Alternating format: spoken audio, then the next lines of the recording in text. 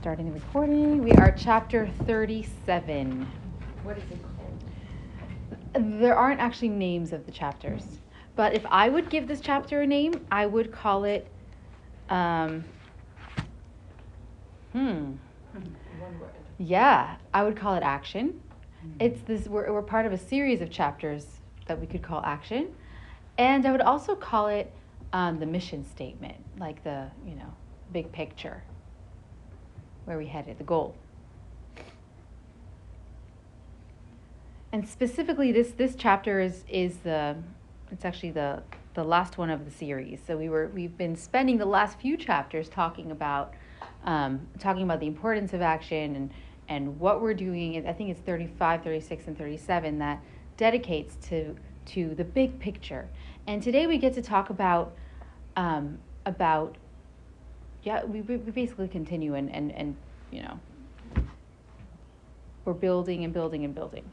So we're also putting together all the bits and pieces that we know from previous chapters. Specifically, in the first 10 chapters, we talked about the anatomy of the soul, and we talked about how everything on the earth, and including our own selves, are a composite of three different types of matter that reflect three different levels of divine consciousness. So there's holiness, there's klipas noga, the shining shell, and there's klipas timeos, the impure shell, or the opaque shell. It's opaque because it completely conceals the godly spark that wills it into existence. It covers it up so much that it's so not apparent, and as well, it's not really accessible to us. We're better not to interact with it. Yes. All of these three states, various states, reflect the amount of divine will that they result from. So every single thing on earth is coming from the will of God, because otherwise it wouldn't be here. The way that the Torah tells us the world was created was God spoke and it came to being. So he obviously did that consciously and wants there to be a world, and that's how we are.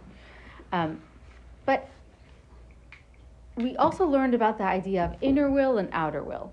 God doesn't put the same amount of will. He doesn't vest the same amount of will into everything on earth. It's the same thing like if you have, if you really take the time to analyze your own life and you figure out the things that are close to your heart, things that you really, really want, and things that you do in order to get those things. So what is at the pnimiut haratzon? What is the core of God's will? Those are the mitzvot. Those are the kedusha. Those are holiness. Then we have the chitzoniut haratzon, which is the outer will, which enables the inner will to happen. And those are the physical objects, including our animal soul on earth. Oh, and our godly soul is part of the inner will. Our godly soul is like a piece of God, like it's right there. The animal soul is part of the construct. It's part of everything that is part of the physical world. And like I said, it enables the mitzvot, because without the leather, we can't construct the tefillin. Without the parchment, we can't write the Torah. Without the money, we can't give the tzedakah. So it is there as part of God's will, but as a means to an end. And then the klipot timeot are God wills them over the shoulder. We learned about this in previous chapters. They aren't, they're there because they need to be there, but they're a nuisance, right? It's like the things that you do that you really don't want to do. Like the DMV we talked about when we learned about this, or whatever task that you just grin and bear. So this is going to be we just did a little review of some of this idea of the klipa and the kedusha, but how does this apply to the grand scheme of things, to the world? So we've been talking about this for the past 2 chapters, so it's not new. But when we do the mitzvahs, we are fusing we are utilizing the klipat noga, the intermediate, like the physical objects, our animal soul, the table, the chair, the parchment, everything that we use in our lives. When we use those things to do a mitzvah, what we do is we elevate the godly spark that's in those things, and we bring it up. We release those sparks so that they're now holy as well. This is where I turn down the AC. So, now there's a famous, where does it come from? Is it Pirkei Avot? I think it's Pirkei Avot, Ethics of Our Fathers, for part of the Mishnah, that says, Schar mitzvah mitzvah. The reward, it's on the first page, second line from the top. The reward of a mitzvah is a mitzvah.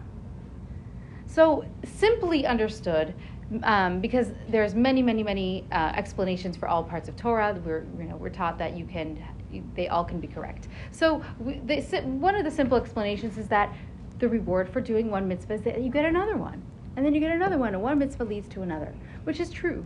But actually, there's more to it than that. The reward of a mitzvah is like a key to what is going on. It's like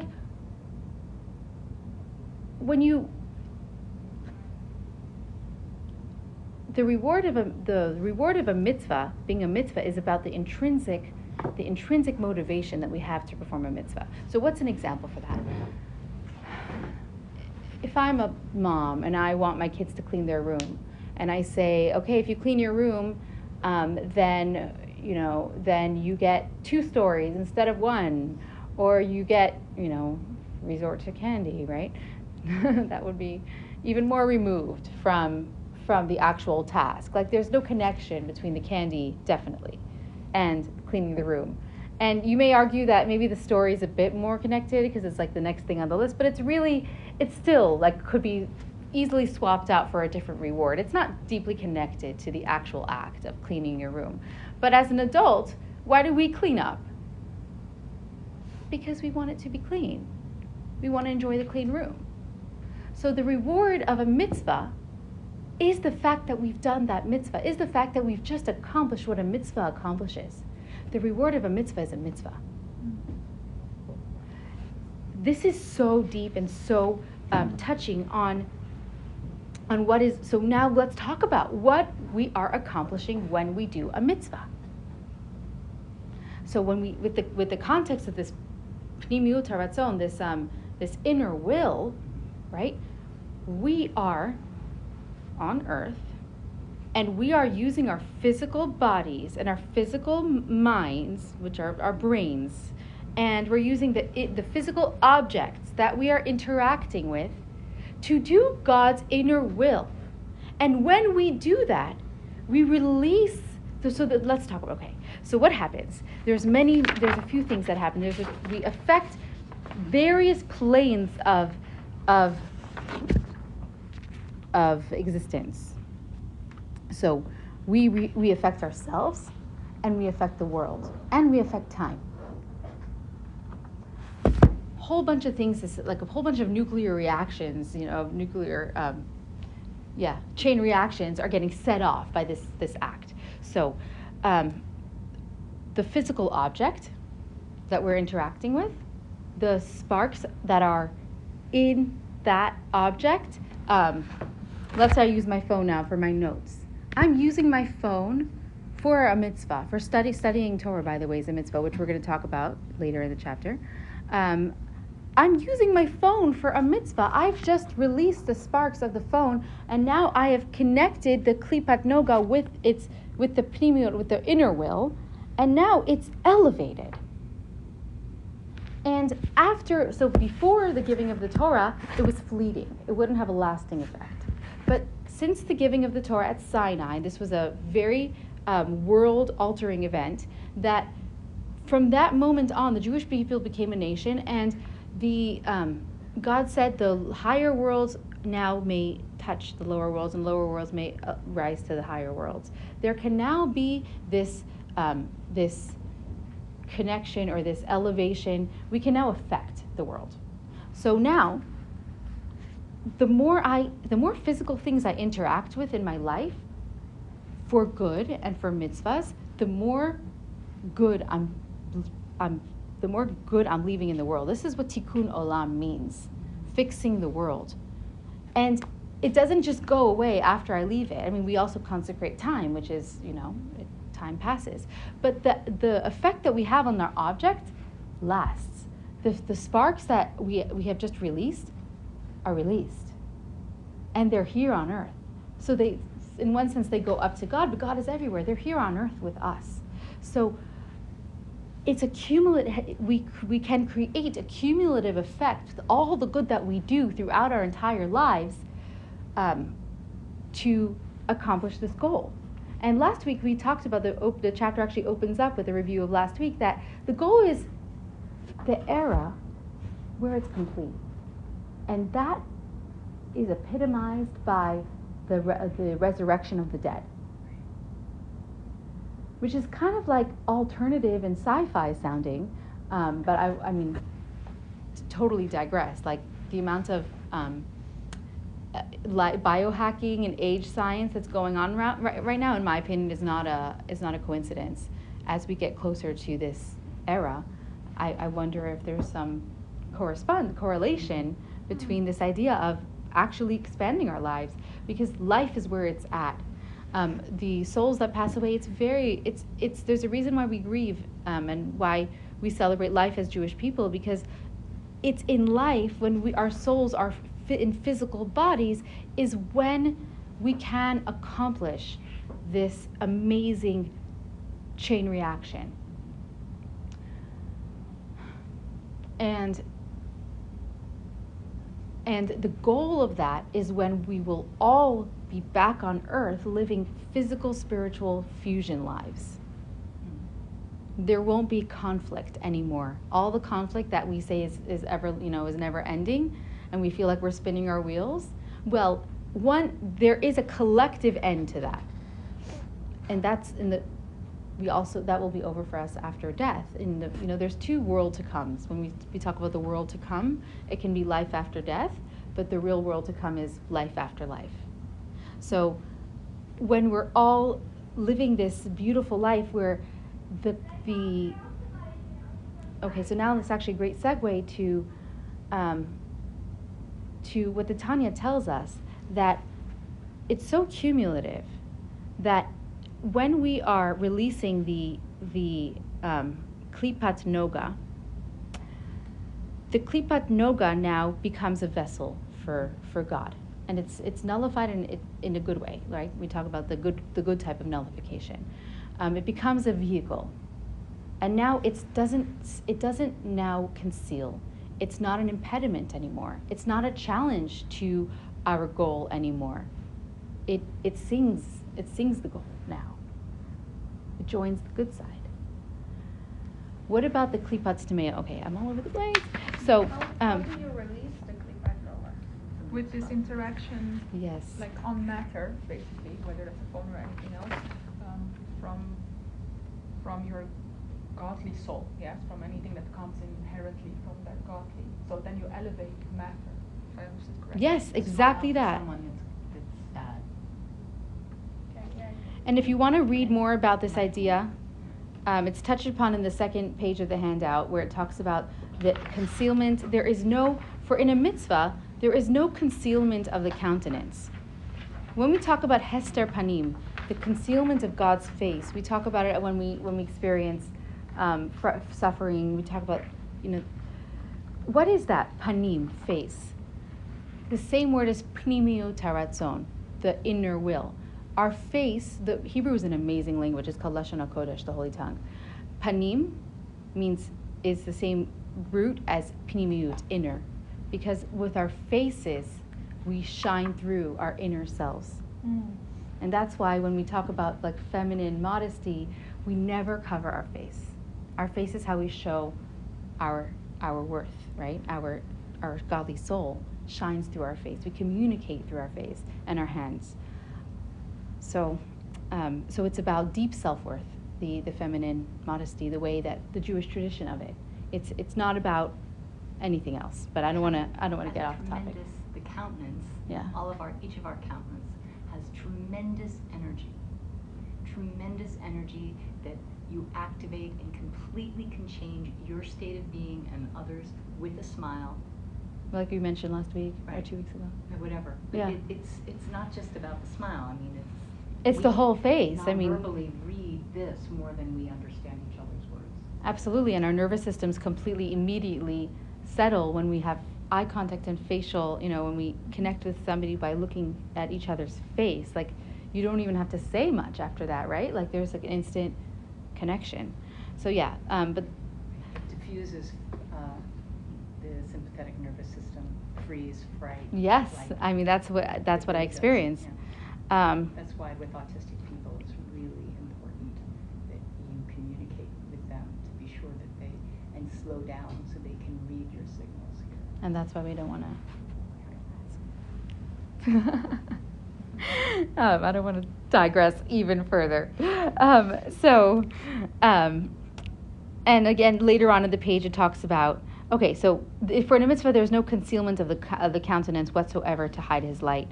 So the mitzvah is the direct face of God. It's his inner will. It's his face. That's how we connect. It's the conduit. It's the channel. And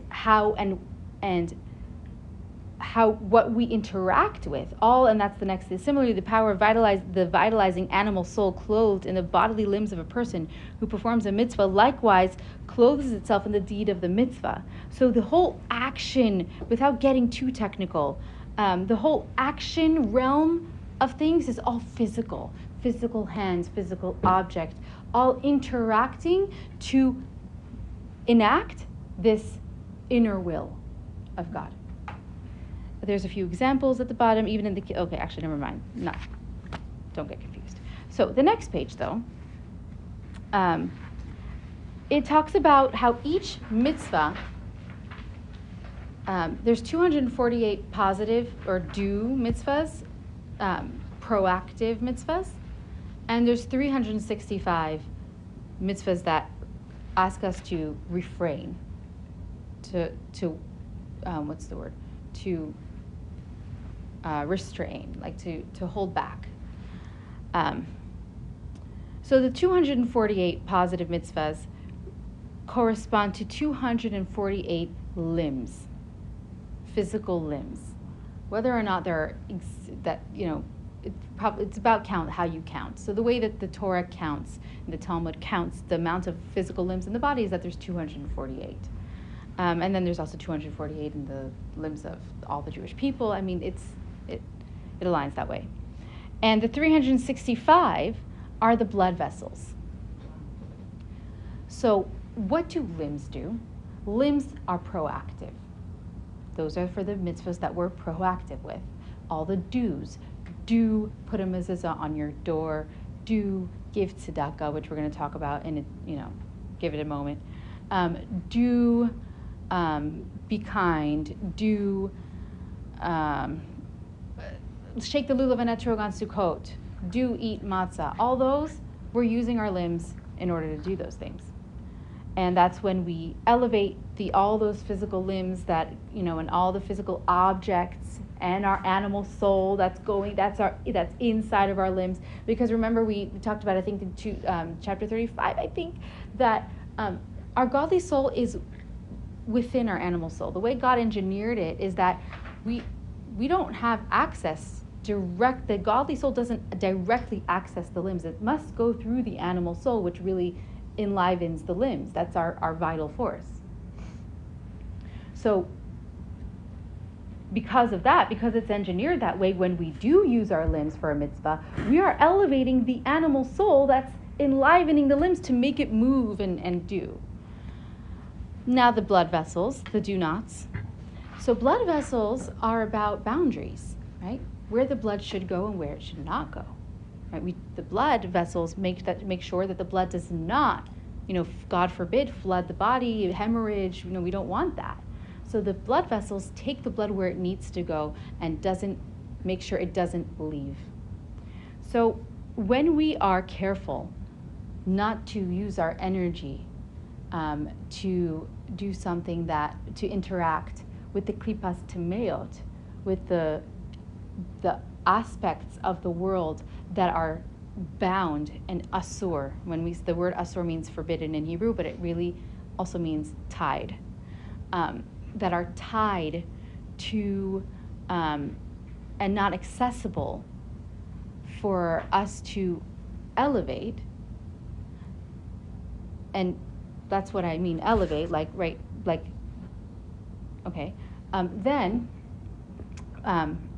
then we are preventing the energy from leaking and going where it shouldn't be going. We are preventing the klipa from leaching more of that godly energy that isn't productive.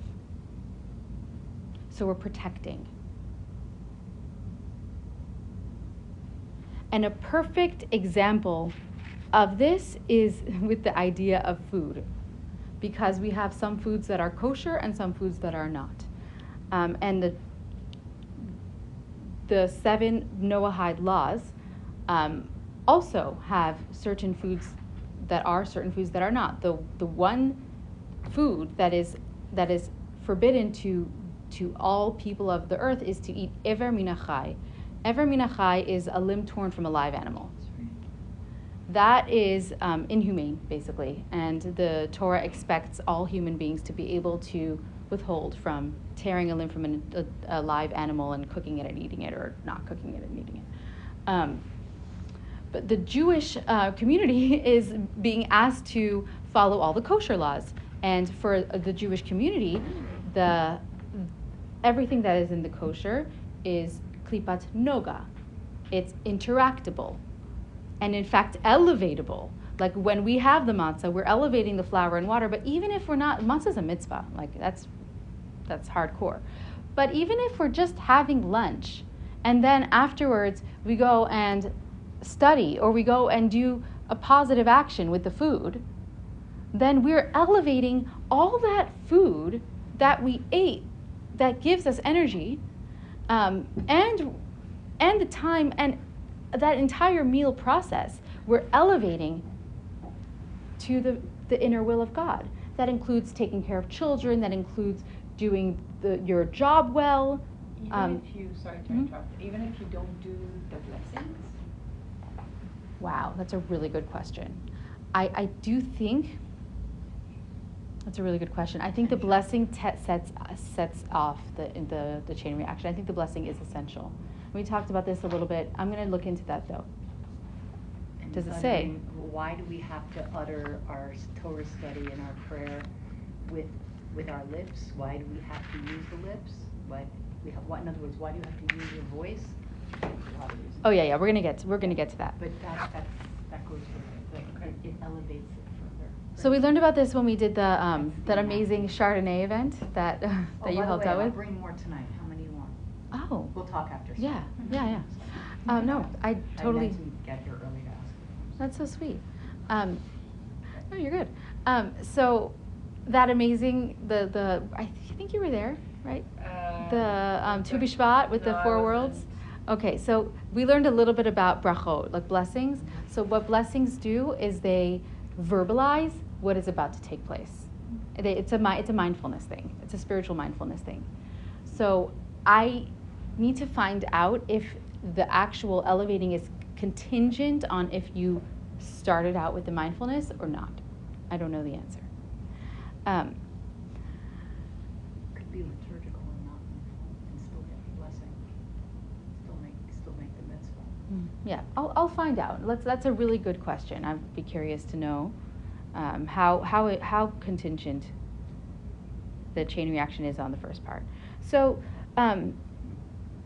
where was I about this? Yeah, so food. So, and that includes, like I was saying before, that includes any mitzvah, like actual mitzvahs that are, like using your muscles to build the sukkah. These things are very, very illustrated. They're very visible displays of how we use calories and energy to do mitzvahs, but it can also be the energy that it takes to speak patiently, and the energy that it takes to care for others in our lives, and the energy that it takes, it does take energy to be nice. Like, sometimes I don't have it, so I know. Yeah. So like that energy, right? It takes energy. It literally takes energy. Sometimes when we don't eat I think it takes more energy to restrain yourself from Thank you. than to just, like blur out whatever your instincts That's what I'm instantly saying. make you. Absolutely. It takes so much energy to hold yourself back. It takes so much energy to go out of your way to say something nice. And sometimes when we don't eat enough and we don't sleep enough and we don't have the energy and then we slip up, right? So it's very illustrative that we are using our food in our practice of life, that is the mitzvahs, and that is all parts of Ahavat Yisrael, which is the mitzvah of Lag BaOmer, which is the holiday we're celebrating tonight, is all encompassing all of our interactions with other humans, loving each other. So we are already doing so much elevating in our lives. And the more physical, I mean, I wasn't planning on telling this tidbit, but it just came to my mind that there were certain rabbis and Torah scholars throughout history that had their specific mission, like a personal mission, which is going to segue into what we're going to talk about next, to elevate luxury. There were some rabbis like Rabbi Yehuda Hanasi who compiled the entire Mishnah. He lived a life of luxury, but it says that he said about himself that it's all for God. None of it was for himself. And then there was one of the Chabad rabbis, the fourth one, who also had wealth, and he also is understood that he had this specific mission to elevate luxury, physical, right? The more we interact with our physical surroundings and elevate it for positive, the better. Because remember, the more sparks we're elevating, the closer we get to the goal. There is an actual finite amount of things that has to get done. I know it feels infinite because we've been doing it for so long, but we are actually getting somewhere. And we all are part of this collective goal. And that brings us to the next reading, which is on the same page as the 248, 365, for the community of Israel. So that's a little bit of after a little bit of a paragraph break. So it's the third page. For the community of Israel, comprising 600,000 particular souls, is the general source of vitality for the world as a whole, since the world was created for the sake of these souls. Each specific one of them contains, and to each is related to the vitality of one 600,000th part of the entire world. This part of the world depends on his vital soul for its elevation to God through the vital soul's own elevation. This means that one elevates his portion of the world by his partaking of this world for the requirements of his body and vital soul in the service of God. By using the objects of this world that one's body and vital soul need for the sake of serving God, one elevates his portion in the world. For example, eating, drinking, and the like, one's dwelling and all his utensils. Turning the page, it tells us that these 600,000 souls, there's more Jews than that, thank God, they're roots. And like a root from which grows numerous branches, each root soul subdivides into 600,000 sparks, each spark being one neshama, one soul, godly soul. So each of our godly souls comes from one of these roots, comes from one of these soul roots. And each of our godly souls is tasked with doing all of the 613 mitzvahs at some point. You got to check them all off. It's like a scavenger hunt. And when we've each done a complete job and all the physical in the world is elevated, we get to the end. We've done it, right? We've elevated it. And what happens, and that's where we have the idea of reincarnation, right? If one soul, and we can be part of the same soul root that many souls throughout history have come from. And so we all work together to accomplish what our soul needs to accomplish. And we don't get a manual when we're born. I mean, the Torah is the closest thing to a manual, but we don't get a manual for our personal mission. But we do get clues throughout our lives, whether something is very, very difficult for us, and it's like our mission to get, to refine that aspect of ourselves, or whether it's something is very, we have a talent in an area, whether it's a musical talent or a design talent or a talent with patience with children, or I can name many, many, many talents. We have that talent. That means that's our mission. We got to use that talent. That's using our animal soul. That's what that is. It's elevating the personality that we were born with and the strengths that we have for good. That's our mission, our personal mission. And what happens when we do this mission, what happens in the world is very cool mechanics. So we talked about elevating the 248 limbs, right? With the do mitzvahs. But what happens when we elevate all that klipat noga, all of that intermediate energy?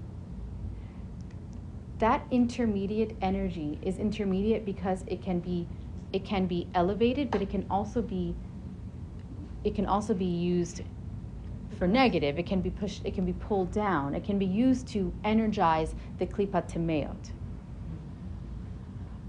So when we use all that energy for the kedusha, there's less and less left for the tameot to leech onto.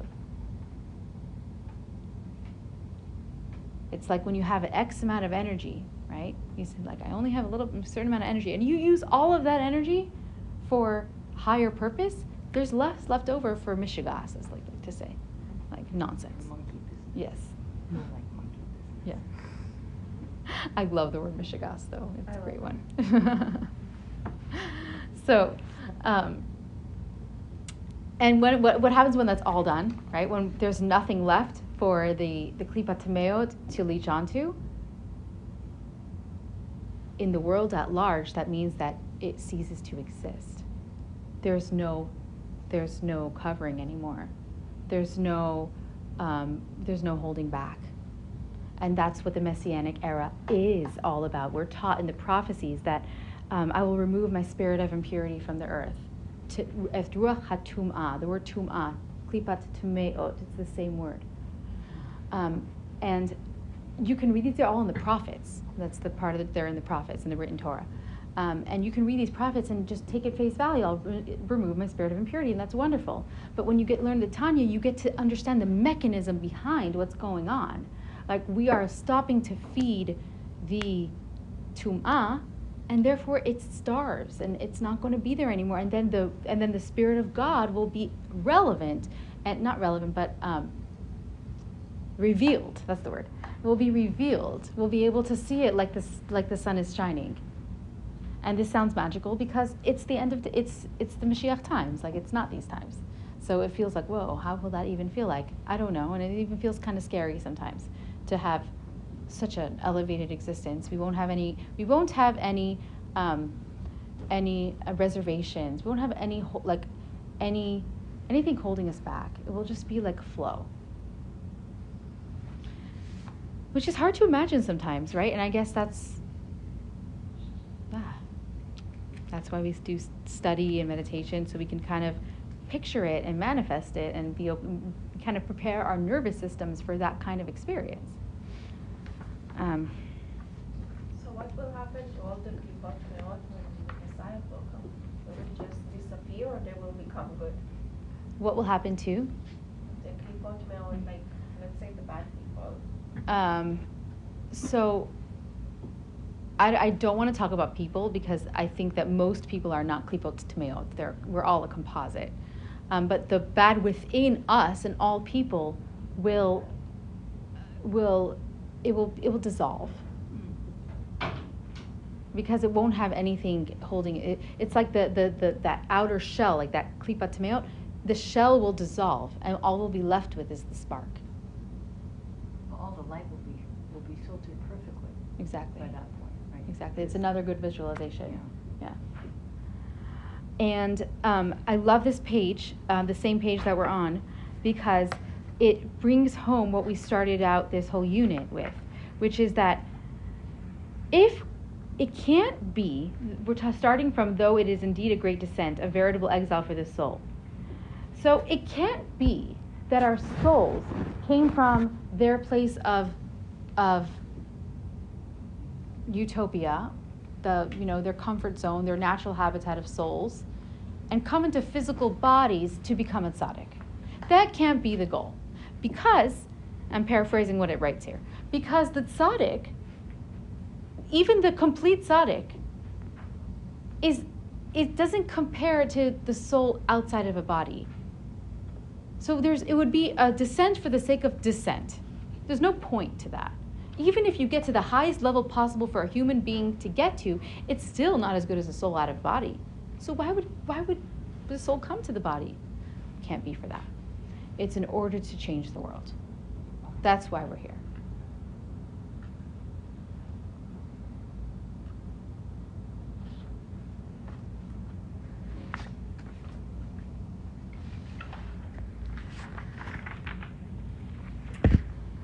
So, if we turn the page, we get to do two little tangents about two specific mitzvahs, and we're not going to spend too long on it.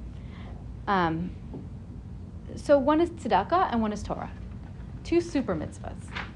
So tzedakah is a super mitzvah. It's called the mitzvah in much of the Talmud. And it's also, I love this line from our sages from the Talmud also. Second line from the top. That is why our sages have said that charity hastens the messianic redemption. Gedola tzedakah shemikarevet et hageula. So listen, that's another one of these lines that I learned growing up, and it was one of those like touchstones. But you can understand it very simplistically. Give tzedakah, Mashiach comes closer. But what's the mechanism behind it? Is that tzedakah elevates your entire animal soul. Because it's not like you're using just a hand, you're not using just your eyes or just your heart. Your money is so vital to our entire existence, right? Money fuels and buys everything we need to live. So when we use money, which is like a general prerequisite to all of our needs, we are elevating our general animal soul. And because we're elevating our general animal soul, it's like when Super Mario gets like extra speed, right? Like more is accomplished with that mitzvah than others. Gets us closer to Mashiach even faster. Makes me so uncomfortable. I mean, not the idea of tzedakah, but money, like being the thing that. But it's so physical, right? That's so material. So that's where the animal soul thrives. Right? So. And basically, so you're saying by using it in that way, by also giving charity, you're igniting the spark within that matter, which is money in this particular case. So it elevates it practically from something that could be used in all ways. For self-improvement. Yes, and you're for using it for selfless You're purpose. activating the Yes. godliness within even that. Exactly. And what I like about this is that it's so realistic and down to earth, because it's not like, oh, money is nothing, like we don't need money. That's not true. We do. We really do. And I love how realistic it is, that recognizing that money makes the world go round. Recognizing that money buys our needs. Is that not how you see it? Sure. I mean, it's the truth, Yeah. unfortunately. But I just feel like we would have. I don't know. The spiritual path seems to have generally a removal from that Right. as the only way of being on this earth. That Right. maybe we actually don't need that to be living the type of human lives that we could be living, let alone with the earth itself. So it's interesting. And you're right, to me. a lot of I'm spiritual wrestling, but path. it's interesting to actually finally maybe for myself accept that we can have a relationship with it that has spiritual elements. that can be, that you can then have a godly relationship with it as well. And I that's just beautiful don't what see you it, said. But it's a nice And I idea. think there's a reason why there's many spiritual practices that are removal, right? They're about separating. Even meditation is about letting go of all our physical parts. But remember, meditation is a means to an end, according to the Jewish tradition. Meditation is about getting to the place where you're aligned to then go back into the world. And I think it's not a coincidence. Like we know, we talked about the beauty of life, like chai, right? Living physical lives. The more physical we interact with for good, the better. So the more tzedakah somebody has, like Rothschild, right, or Montefiore, right? These amazing, famous philanthropists. Which one was it that talked about that? How much money Somebody asked him what he's worth in money, and he answered like a number that wasn't actually how much he had. He says, "Oh no. What I'm worth is how much tzedakah I've given. That's what I'm going to take with me after into the afterlife. Like that's eternal. Not how much money I own at this present moment." But I think that the weights and measure of what someone who is so mega wealthy gets equivocated to all of us. It's the measure of the tzedakah that we can give. Absolutely. And that it just because Absolutely. someone gave, It's whatever. not about the amount. And know, that's why the so Rebbe taught us. I don't know if that Honestly, makes give every any day. difference. The penny, yes. Yeah. Katya remembers Sort the of penny. recalibrates it, right? How the Rebbe advocated for giving a penny to tzedakah every single day. Yeah. That penny is tzedakah. It doesn't have to be, any certain amount. But what it can be is an amount that feels challenging for you, which is different than every person, and different for different parts of life for every person, right? It's a very, very, very personal thing, and there isn't any minimum. Well, there's the guidelines of giving a tenth Right. of your earnings to tzedakah, and that's also relative, right? A And a tenth limit of 20%. and a limit of 20. Oh, I didn't know that. Yeah. Yeah. Yeah. And But the Alter Rebbe, that's really the important. Alter Rebbe likes to push that boundary too. Right. Well, I get it. I yeah. get it. Because of that, because he's like, it's really all about elevating. So if you feel, and this is also very personal, I mean, it's also not really this chapter, but if you feel personally like you can give more than 20, you don't need to be held back. But the 20 is kind of like a safety net for those who feel, and also the 20 is there as a safety net because of life, because we don't want to be, we don't want to be advocating for giving until you don't have enough to support yourself and your family, and then what's the point of that? You need to live to do all the mitzvahs. So the 20 is actually so that it's sustainable. But it's also like giving, like the penny a day, is the idea of a little habit. Like it's the little thing that you do. It's the consistency of it. Yes. Because that is what will change your animal soul. That will what will elevate that penny. But more important, the verb of you giving that penny, I guess. Exactly. elevates It's you. all happening. Like it's Right. all important. Yourself, the time and the place. Olam, Shana, Nefesh. That's it's an acronym for this. Anyways. So I'm just gonna go back to the Torah. The next super mitzvah is the Torah. So after that break in paragraph, it says Talmud Torah keneged kulam. That's another famous one. Torah is equal to all the other mitzvahs. So what is that all about? We just learned, remember nuance, right? We said mitzvahs are even better than Torah because it's action based. And I said, hold it. We're going to talk about Torah for a minute. So Torah, what's the advantage of Torah? Is that, first of all, Torah also has an element of action in it with the verbalizing. When we use our mouth, it's traditional when we study Torah, and especially when we pray, to verbalize. And the reason for that is to ground in physical action and elevate that physical action. So the more physical the mitzvahs are, the better. But At the that's why same you see time, that's why you see the Orthodox religious, like even in the verbalizing. airport you always see them. And also swaying, right? Right. Lots of action. So that's, first of all, already action. But also, I'm just going to contradict myself, but we'll be able to understand the nuance, that Torah elevates the more delicate personal aspects of ourselves, because it's our mind and our thoughts that is being elevated.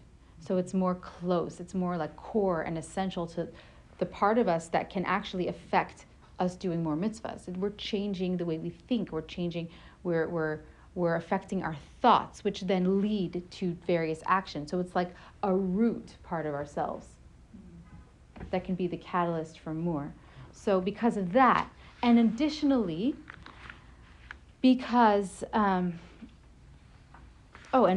something really cool is that we can actually elevate our intellect, where, remember we talked about that we can't become a tzaddik, we can't actually ever change our emotions. Like our emotions of our animal soul will always be the emotions of our animal soul, and we'll just have to constantly redirect. But with our intellect, we actually can affect change of our intellect of our animal soul. We can train our animal soul intellect to think more and more and more aligned with Kedusha, with holiness, with using the Torah. That's another reason. And another reason is that the Torah is God's word. It's God's essence. So we get to connect with that. But yet, sorry, 1 minute.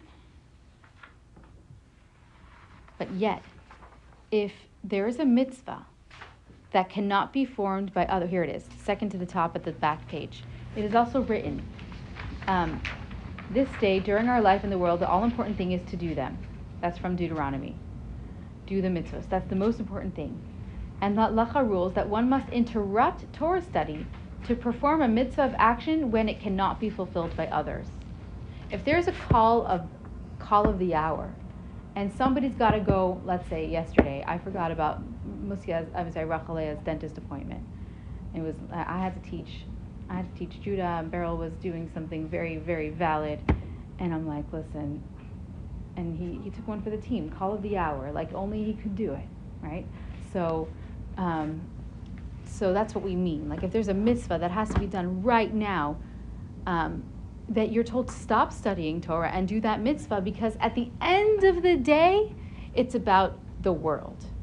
Even though Torah is so worthy and so spiritual and so affects deep inside of us, and we're connecting to deep part of Hashem, so yet it's about the world. So we've got to put it aside. If there's a mitzvah, a favor for another Jew, or whatever it is that has to be done, or another person, then we do that thing. And I would love to tell a story that was made into a song even, about one of the Hasidic rabbis. So there were 7. So I mentioned the 4th one already, but this is about the 2nd Rebbe. And it's a 3-generation story. So the 2nd Rebbe, they lived in a duplex where the Alter Rebbe who wrote the Tanya, the 1st Rebbe, was living upstairs, and the 2nd Rebbe, his son, was living downstairs. He wasn't Rebbe yet, he was the son. His name was Dov Ber. Beryl's named after somebody who's named after him, somebody who's named after him. So, and he was actually called Beryl. So he had his own little infant was in the crib, in the room with him while he was studying. And he was studying so intensely that he just had an out-of-body experience. He wasn't present in the room, and he didn't hear the baby crying. But the Alter Rebbe, who wrote the Tanya, was upstairs and heard the baby crying. And he went downstairs, and he goes into the room, and he sees his son is in another world. He picks up the baby, comforts the baby, put the baby back. That baby ended up being the next Rebbe, so that's why it's 3 generations. And then when the Mitzvah Rebbe, when the 2nd Rebbe, Beryl, finished studying, he told him, you should never, I'm going to remember it through the song. You should never be, how does it go? So I'll sing it. It goes, Beryl, my son, let me teach you the cries of a child must reach you no matter how deep your devotion, no matter how high you may climb. So you should never be so engrossed in your study that you cannot hear the cry of a child.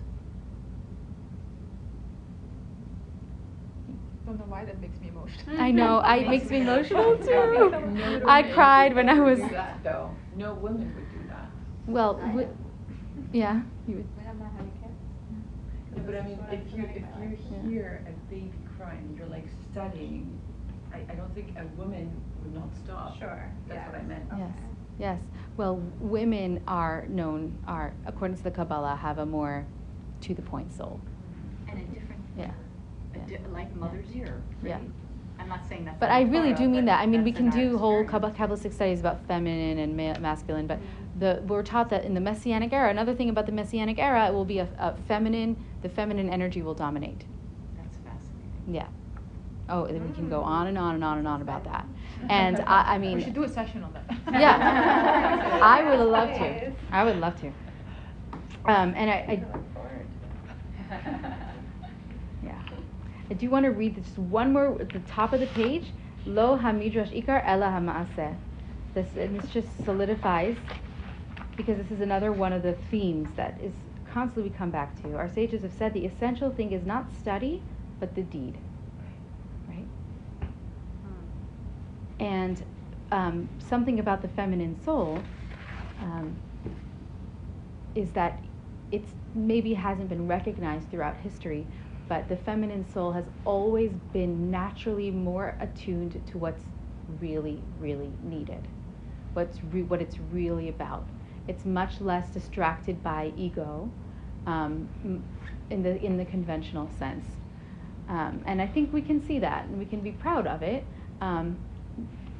but also humble, and that we are born this way. But not to brag too much that that girls rule the world, but but I think that and that's why it's literally peppered and spiced within the entire Torah, all the stories, the matriarchs and everything, how the feminine intuition is in touch.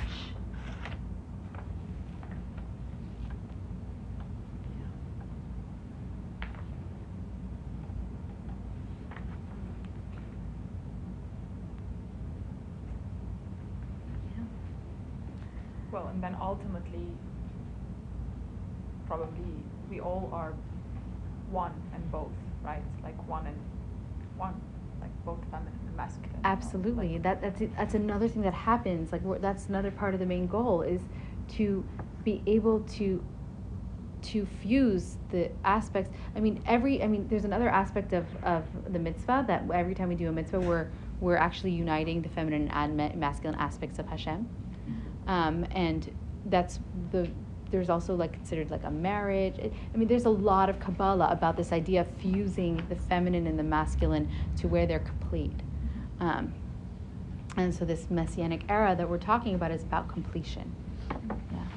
So if you want to meditate, I'm here for it. I'd love to. Yeah.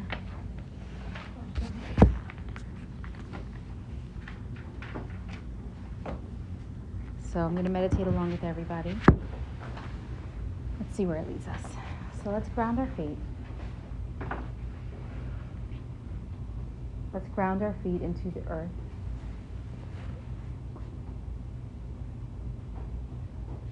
The physical world that we are part of, where we are alive, where we are.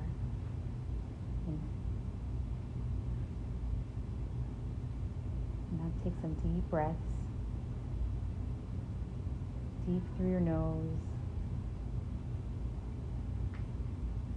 Allow each breath to fill your entire body.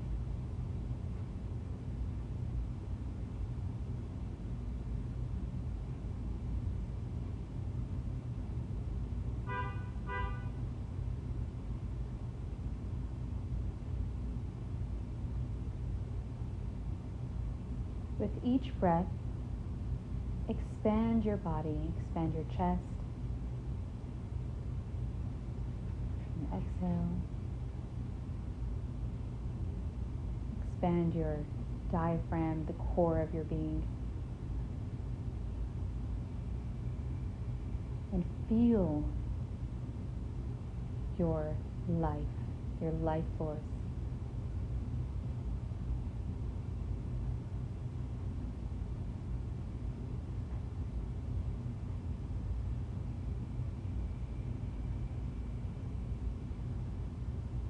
with the next breath, direct it to your arms. Feel the air enter your arms, maybe even down your forearms and into the fingertips. And with each breath, continue to feel the breath enliven your arms.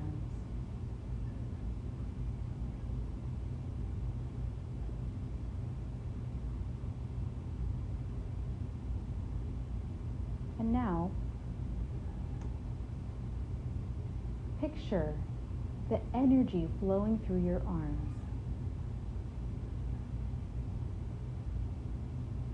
And become aware of its immense power and possibility.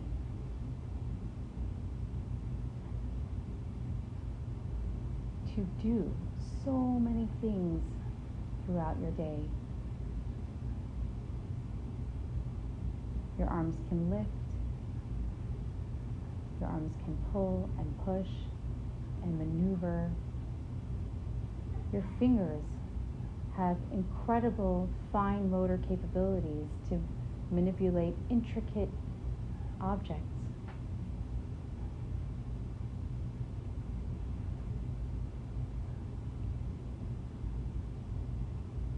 Now picture the world around you as a sphere of energy that you can reach out to with the extension of your arm.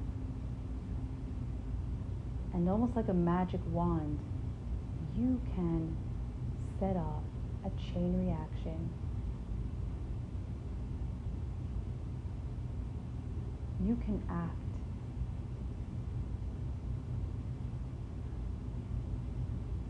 You can perform magical things with simple movements of your arm and of your hand and of your fingers.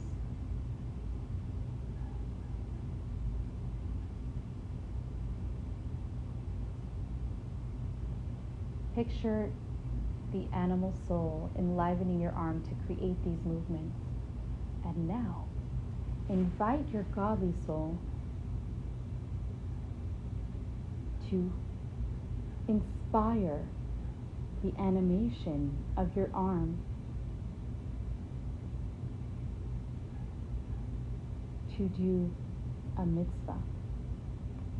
You might picture a mitzvah as a general idea of this inner will of God that you are accessing. Or you might picture a particular specific mitzvah. And as you imagine yourself performing that action, you can imagine the spiritual connections, the release of holiness and the sparks of godly energy as you do that physical action. Almost like spiritual X-ray vision.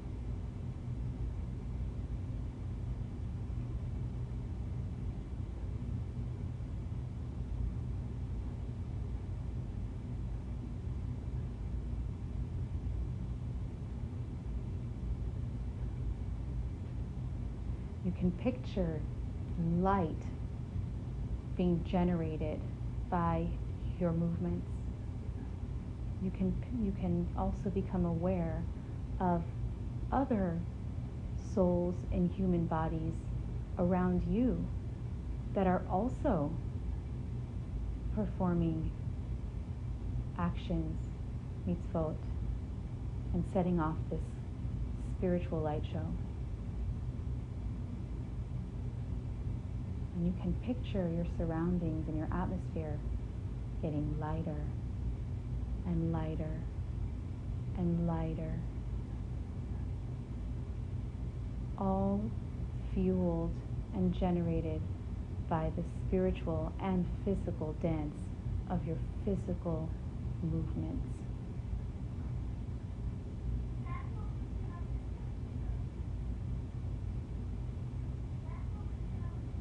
Allow your world to get even brighter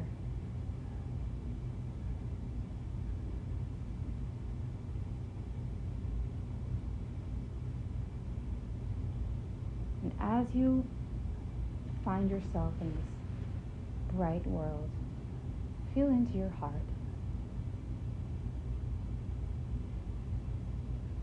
With each breath, feel your heart expand.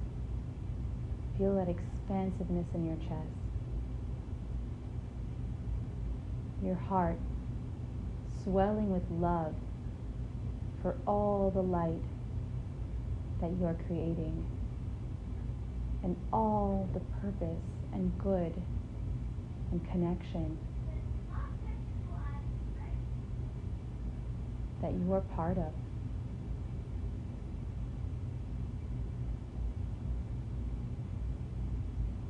And pay attention to what feeling comes up for you next.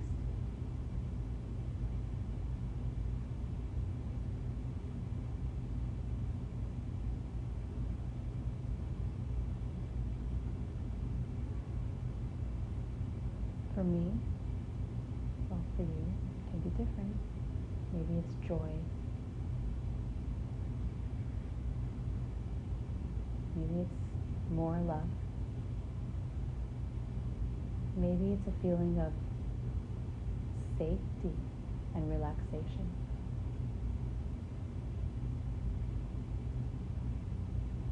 Or maybe there is something that's coming up for you that you can be curious about.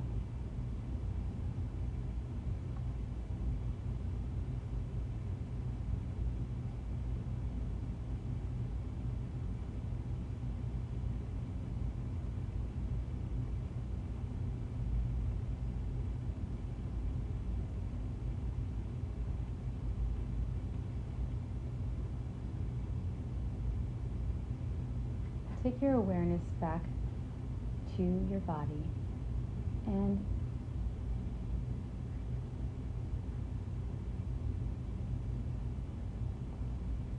try to maintain that awareness, the awareness of your godly soul inspiring your animal soul to animate your limbs to affect light.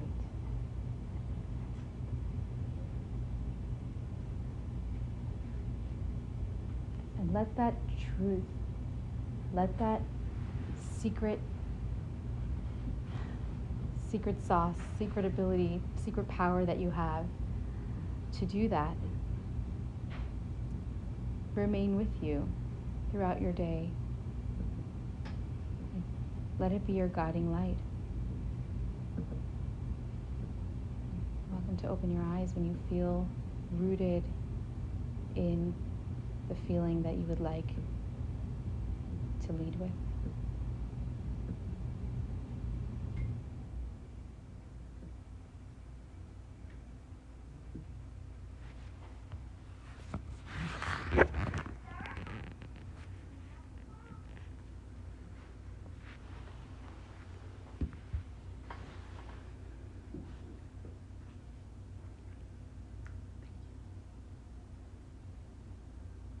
I felt a feeling of calm and safety.